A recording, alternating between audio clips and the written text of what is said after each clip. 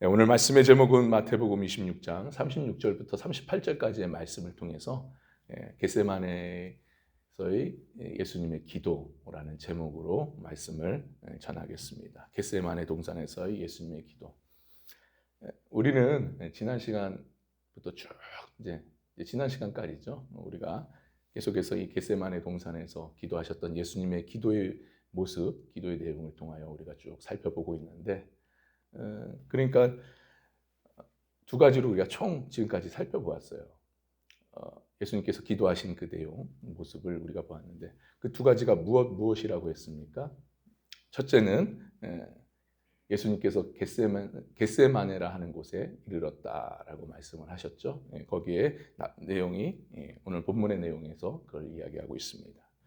예수님께서 겟세마네라 하는 곳에 이르렀다라는 것은 곧 뭘 말하는 걸까요? 지난번에도 말씀드린 것처럼 이는 곧 예수님께서 습관에 따라서 규칙적으로 하나님께 나와 기도를 드렸다, 이 말씀이었습니다.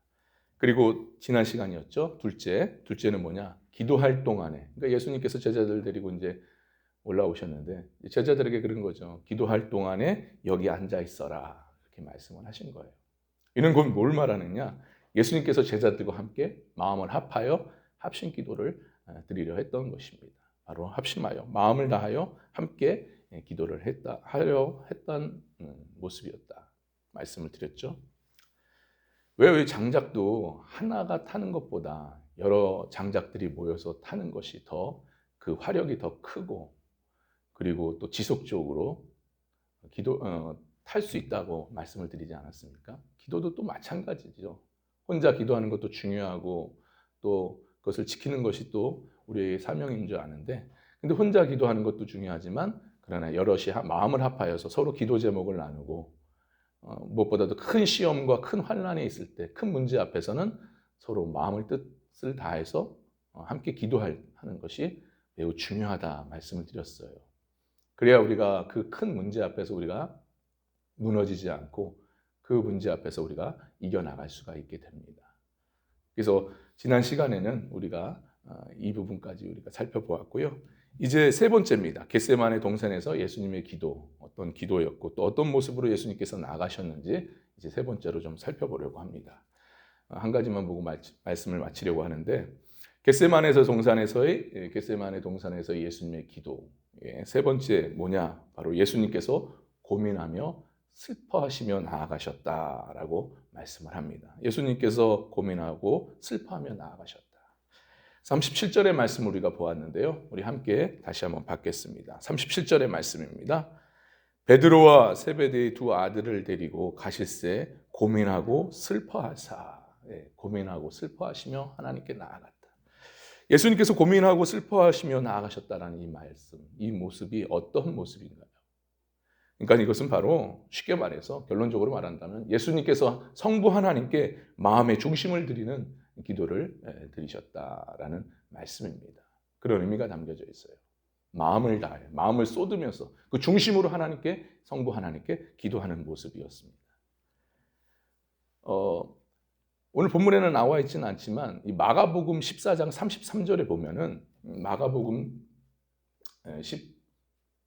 14장 33절에 보면은 14장 33절 말씀을 보면 좀 더 깊이 있게 이야기를 하고 있습니다. 33절 같이 한번 받겠습니다. 시작.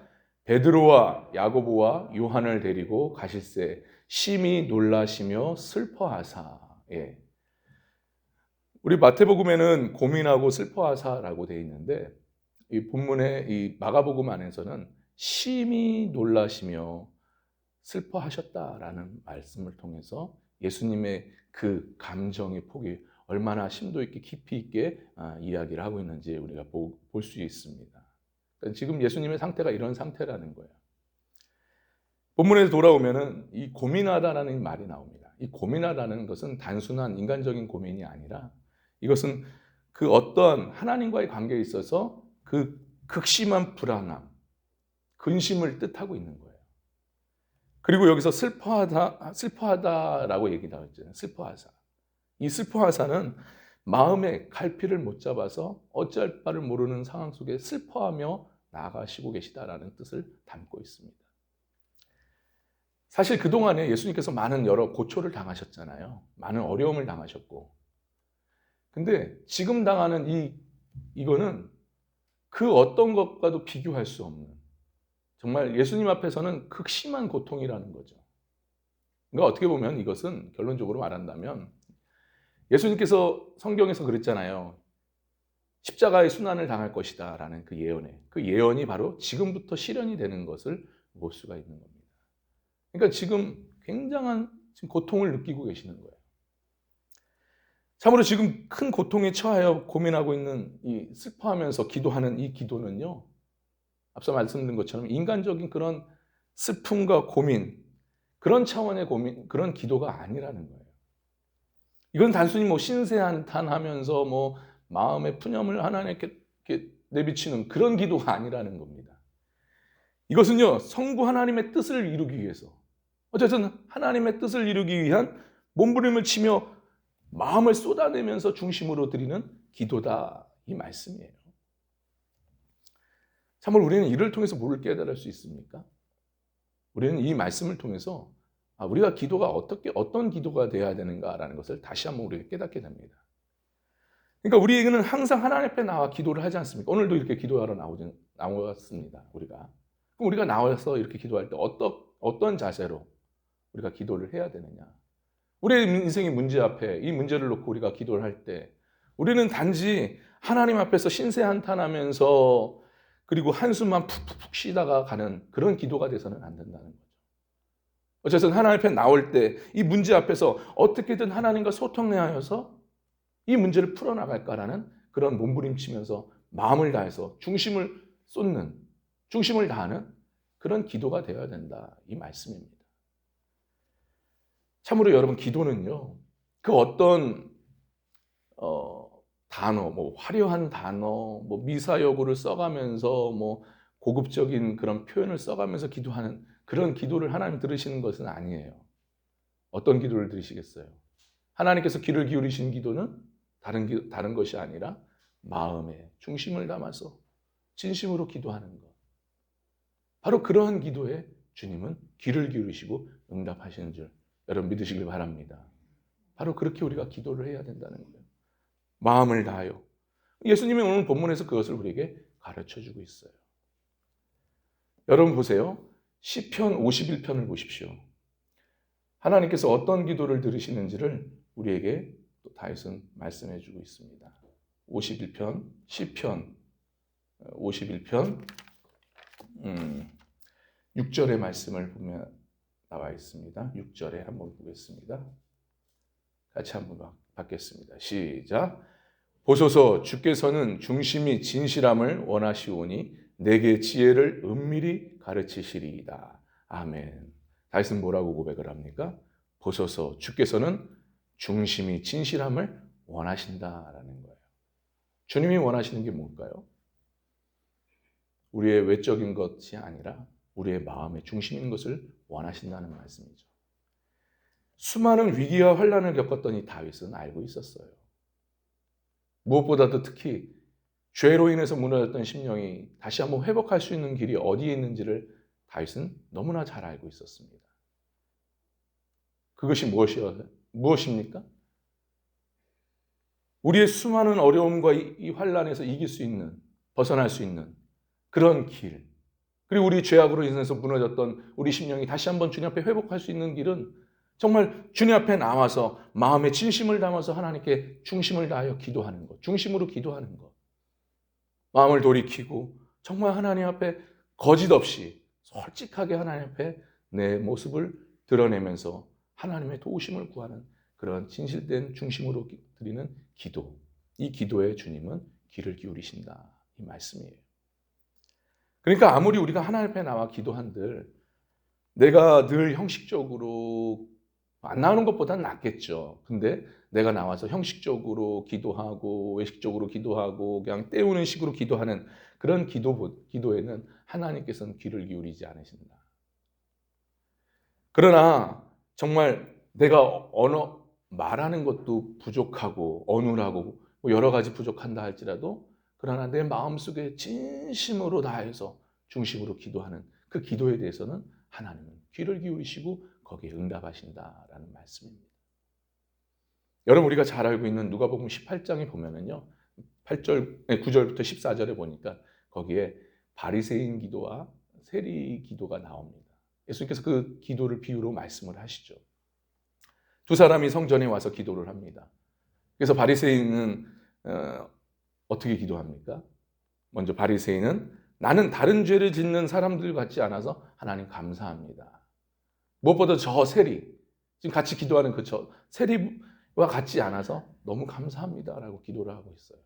그러면서 자기는 나는 일주일에 2번씩 금식하면서 11조도 내요 하나님 하면서 이렇게 기도하고 있다는 거예요.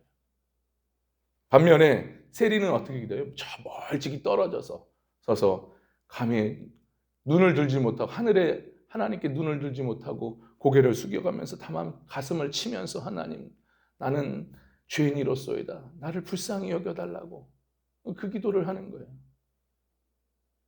예수님께서 결론적으로 누구의 기도를 의롭다 하여 말씀하십니까?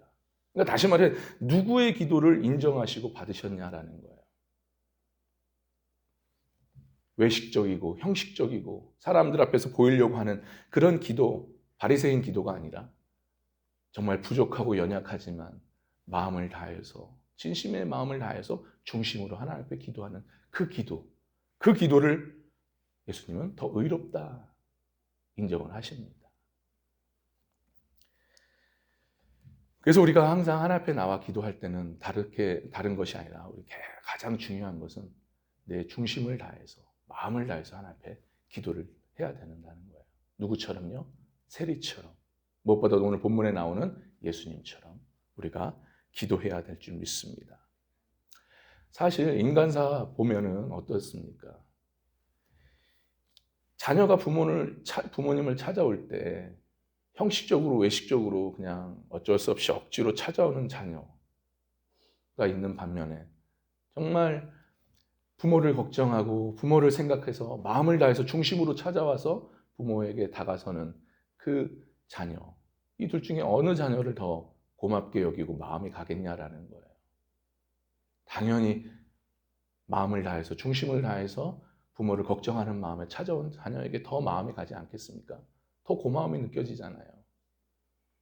신앙도 마찬가지입니다. 하나님도요, 사람의 외모를 보지 아니하시고 중심을 보시는 하나님께서는 바로 이러한 정말 진실되고 마음을 다하여서 중심으로 하나님 앞에 나아가는 자녀에게 더 귀를 기울이시고 그 기도에 응답하시는 줄 여러분 믿으시길 바랍니다.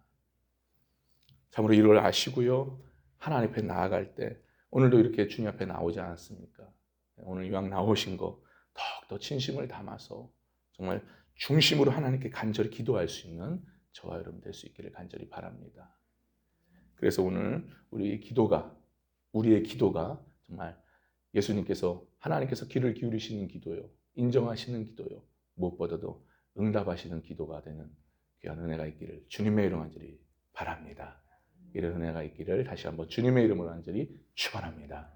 할렐루야. 기도합니다.